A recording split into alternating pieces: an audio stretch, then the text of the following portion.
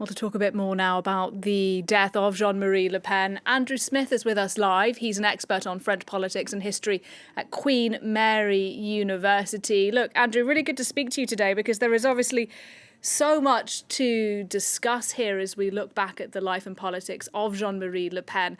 I'd like to talk to you first about his political origins, because we didn't see a lot about that in this report. His role that he played as a French officer in Algeria and how it was that he came to lead the National Front. Well, I mean, even before Algeria, he was a young MP, stood with the Pujadist right. He was very much the kind of demagogic, rabble-rousing, kind of violent exclusionary politics of that period. He was committed to France's empire. He, of course, served in Indochina and then Algeria, and that politics of an obsession with empire, an obsession of racial exclusion and racism, were politics that came to define his life, really. Throughout the 1960s, he struggled to find a political home. He was, part of that extreme right, that far right movement. And it was in 1972 that he worked with others. He was one of the founders of the Front National, the National Front, but of course he wasn't the only founder. Of course, alongside him were members of the OAS, the extreme right kind of essentially terrorist sect, which tried to maintain the French presence in Algeria. Also former members of the Waffen-SS, former members of the French milice, the collaborationist police. That was the legacy. Those were his companions, his, compagnons de route. They were who he worked with. He essentially represented a sort of fusion of a kind of rabble-rousing street violence and racist politics alongside a more sort of elite, sort of conservative, ultra-conservative vein of far-right nationalism, and brought those two things together within the kind of the home of the Front National. And that really was his political legacy, this really hateful party. And something that report focused on was 2002, shockwaves through France when he surprisingly secured that second round spot in the presidential election. This, even though, as you say, his language was often explicitly racist, explicitly anti-Semitic. Can you explain to us how he was so popular in 2002 despite all of that? I mean, this was the big surprise of 2002 in many ways. After many years of cohabitation between left and right, you had Lionel Jospin was a very popular prime minister. Many people assumed that it would be a runoff between Chirac and Jospin, and this was going to be the narrative of the 2002 presidential election. Of course, famously, Lionel Jospin had this interview where he was asked, "What if you don't qualify?" And he laughed it off and said, "Well, of course I've got imagination, but let's not go wild," sort of thing. And that was almost a moment where he was shocked and surprised.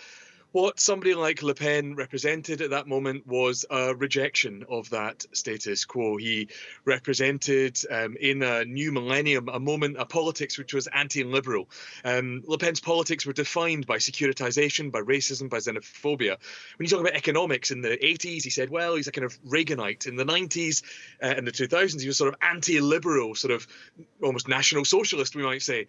He was really that figure who, tried to move towards a rabble-rousing, people-pleasing type of politics.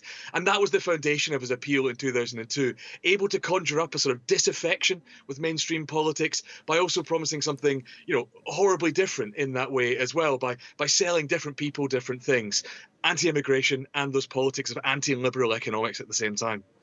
And look, we all know that Marine Le Pen, his daughter, has undertaken a rebrand of sorts of the party. It's got a new name now. It's called the National Rally, not the National Front. In terms of substance, though, of policy, not of optics, how much do you think the party has changed since Jean-Marie Le Pen stepped down? Personally, I think you could see changes in form, but not in substance. The politics are still dominated by an obsession with immigration, by an obsession with securitization, and by odd dalliances with dictators. It might be that Marine Le Pen has her odd dalliances with Vladimir Putin, whereas somebody like the father, Jean-Marie Le Pen, tried to kind of associate himself with, Radovan Karadzic and people like that. It's a sort of obsession with this odd politics at the same stage. I think there's a lot that has changed in terms of the messaging, but the substance, I think, is the same. And I think one of the telling points of that is looking today at some of those key figures of the now national rally. And people like, of course, the kind of young pretender, Jordan Bardella, people like Sébastien Chenu, who are kind of coming out and praising Jean-Marie Le Pen. Even others, you can see like Eric Ciotti, seemingly not, satisfied with his political debasement so far, coming out in support and offering kind of testaments to this man.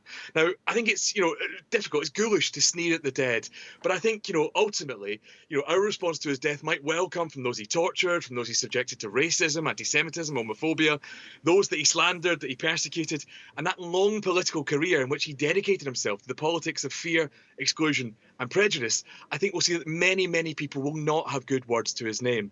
I was heartened to see that the Élysée Palace has put out a statement which said simply that history will judge him. And I think absolutely what we're seeing right now is that judgment being meted out in real time. However, I think there is one real caveat. His work consistently was to create a France in which the politics of the far right could enter the mainstream, be smuggled into the assembly. And I think it's really difficult to say right now that that mission has been defeated. It is a challenge which is still ever present. Of course, the party has changed under his daughter, but that is very much her mission today, to detoxify. But there she is in Parliament. There she is at the head of this party. And actually, the substance hasn't changed. And I think that is a real wake-up call today.